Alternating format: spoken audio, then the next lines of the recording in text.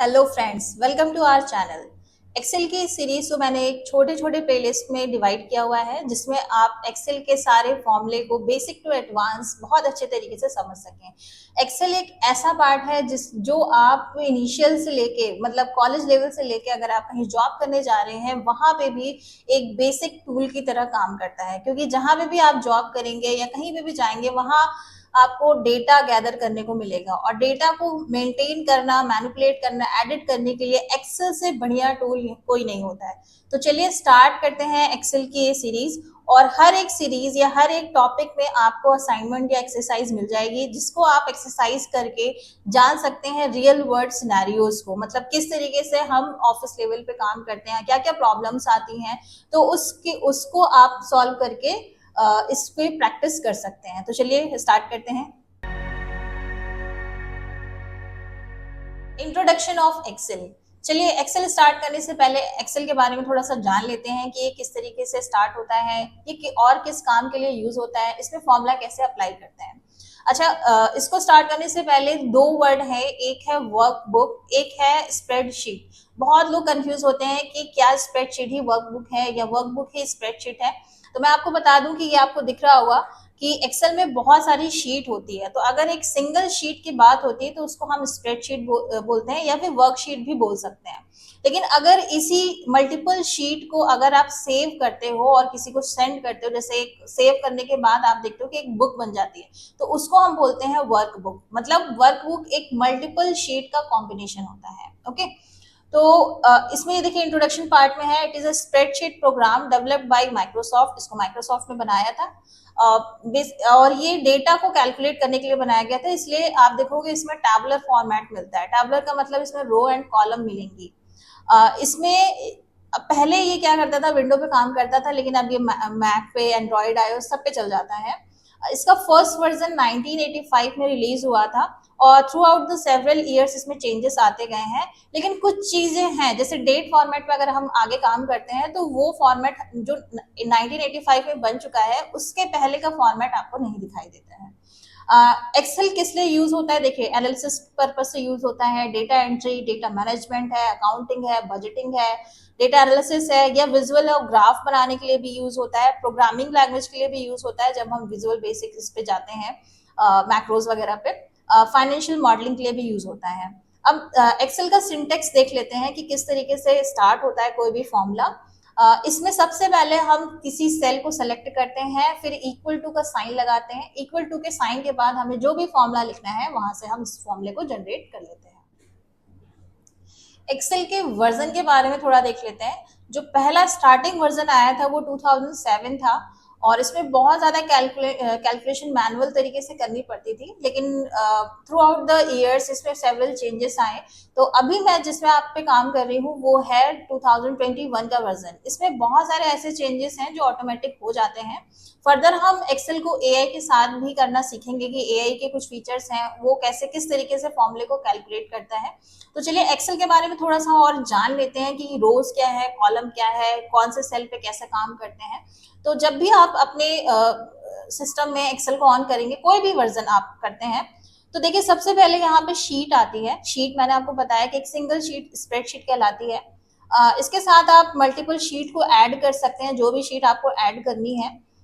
इसमें जो आपको टैबुलर फॉर्मेट दिख रहा है वो हर एक सेल कहलाता है। हर एक पॉइंटर को जहां पे भी मैं क्लिक कर रही हूँ वो क्या कहलाता है, सेल कहलाता है। इसी सेल में फॉर्मूला स्टार्ट होता है। जैसे यहाँ पे मुझे फॉर्मूला लिखना है तो मैं इक्वल्स टू का साइन लगाती हूँ और कोई भी फॉर्मूला यहाँ पे लिख सकती हूँ। और यहाँ पे फॉर्मूला बार होता है, यहाँ पे आप फॉर्मूला देख सकते हो कि किस तरीके से फॉर्मूला लगाया गया है। ये वाला फॉर्मूला बार होता है। अब अगर मैंने किसी भी सेल पे क्लिक किया है तो देखिए हर एक सेल का अपना एक नाम होता है। अब ये नाम कैसे होगा, ये नाम रखा जाता है रो एंड कॉलम के अकॉर्डिंग।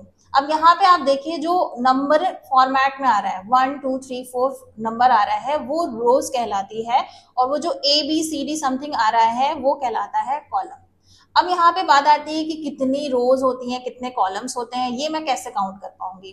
तो ये देखिए अगर आप शीट के सबसे लास्ट में जाएंगे, लास्ट में कैसे जाते हैं, कंट्रोल के साथ अगर आप डाउन प्रेस करते हैं तो ये देखिए सबसे लास्ट रो पे आ गए हैं, तो यहाँ पे कम से कम 10,48,576 आपको रोज दिख रही है। अब यही बात करते हैं कि कॉलम्स कितने होते हैं। अब कॉलम्स में तो नंबरिंग है ही नहीं। अगर मैं कंट्रोल के साथ यहाँ पे फॉरवर्ड की प्रेस करती हूँ तो ये देखिए सबसे लास्ट कॉलम जाता है XFD, लेकिन ये कॉलम का तो कोई नंबर है नहीं। तो हम एक काम करते हैं, एक फॉर्मूले से, एक छोटा सा फॉर्मूला है जिससे मैं आपको बताती हूँ कि कितने कॉलम्स होते हैं और कितने रोज होते हैं। तो इसके लिए मैं पहले सबसे टॉप फ्लोर उस पर जाती हूँ कि अपने पहले वाले सेल पे। तो सेल पे जाने के लिए मैंने आपको बताया था इसका एक नाम होता है। तो नाम कैसे रखा जाता है ये देखिए, अगर मैं कहीं पे भी क्लिक कर रही हूँ तो आप देखोगे यहाँ पे 4 और L हाईलाइट हो जाता है। तो इस सेल का नाम होता है L4, मतलब कॉलम का नाम पहले आता है और रो का नाम बाद में आता है। यहाँ पे मैंने क्लिक किया तो ये यहाँ पे T और 18 हाईलाइट हो जाता है। तो इस सेल का नाम हो गया आपका T18। अगर आप, जैसे मैंने यहाँ पे क्लिक किया और नहीं दिख रहा है कि इसका नेम क्या है, तो यहाँ पे आप ये देखिए सबसे ऊपर लिखा है नेम बॉक्स, में भी आप सेल का नाम देख सकते हो। तो ये देखिए ये कहलाता है आपका नेम बॉक्स, ये कहलाता है आपका फॉर्मूला बार, यहाँ से आप फॉर्मूला देख सकते हो। ये जो ऊपर के कुछ रिबन्स है, रिबन्स मतलब जिससे आप क्लिक करके काम कर सकते हो, ये रिबन मल्टीपल ग्रुप में डिवाइड होते हैं। जैसे क्लिपबोर्ड में है, फॉन्ट में है, अलाइनमेंट में है, नंबर है, या आप माइक्रोसॉफ्ट की किसी भी वर्जन पे देख सकते हो। जो इसका एक्स्ट्रा टैब मतलब फॉर्मेट है वो है फॉर्मूलाज, क्योंकि एक्सेल क्या है सिर्फ फॉर्मूले पे ही बेस्ड है। तो आप यहाँ पे आप देखो मल्टीपल फंक्शन लाइब्रेरीज मिल जाएंगी, मतलब जिस तरीके के भी फॉर्मूले आपको यहाँ पे अप्लाई करने हैं आप अप्लाई कर सकते हो। अब इसमें देखते हैं कितनी रोज और कितने कॉलम होते हैं। तो अगर आपको रोज पता करना है कि इसमें कितने रोज हैं, वैसे मैं एक सिंपल सा फॉर्मूला दिखा रही हूँ कि इसमें कितनी रोज हैं कितने कॉलम है। ये हम आगे भी फर्दर इसको देखेंगे कि किस तरीके से फॉर्मूला होता है। अभी मैंने आपको बताया कि एक्सेल का सारा फॉर्मूला इक्वल्स टू से स्टार्ट होता है, तो कहीं भी सेल पे आप इक्वल्स टू लगा सकते हैं। अगर आपको रोज पता करनी है तो ROW, जैसे ही मैंने ROW प्रेस किया, इससे रिलेटेड सारे फॉर्मूले आपको यहाँ पे दिख जाएंगे। और मुझे यहाँ पे फॉर्मूला लगाना है सेकंड वाला, तो मैंने सेकंड वाले फॉर्मूले पे प्रेस किया और जैसे आपको फॉर्मूला दिख जाए आप टैब प्रेस कर दीजिए। टैब प्रेस करने से क्या होगा, ऑटोमेटिक इसमें ब्रैकेट ऑन हो जाएगा, आपको ब्रैकेट ऑन करने की जरूरत नहीं होती है। या फिर कभी कभी होता है कि फॉर्मूला बहुत बड़ा है और मुझे इसकी स्पेलिंग नहीं आ रही है, तो कभी कभी हम अपने से अगर टाइप करते हैं तो स्पेलिंग गलत लिख देते हैं। तो बेटर है कि आप टैब प्रेस कर दीजिए, इससे फॉर्मूला ओपन हो जाता है। और ओपन होने के बाद यहाँ पे देखिए सबसे पहले क्या पूछ रहा है, एरे। आगे मैं फर्दर आपको बताऊंगी फॉर्मूला किस तरीके से बढ़ा जाता है, लेकिन यहाँ पे क्या है कि ये क्या पूछ रहा है, एरे पूछ रहा है। एरे का मतलब होता है कि आप सेट ऑफ सेल्स यहाँ पे प्रोवाइड कर सकते हैं। अब देखिए रोज पूछ रहा है, मतलब रोज का अगर मुझे निकालना है तो आप कोई भी कॉलम सेलेक्ट कर सकते हैं, कोई भी कॉलम सेलेक्ट कर सकते हैं।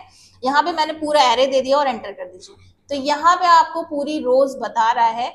अगर मैं इसको थोड़ा सा आगे यहाँ पे जूम कर देती हूँ तो ये आप देख सकते हो कि आपको टोटल रोज बता रहा है।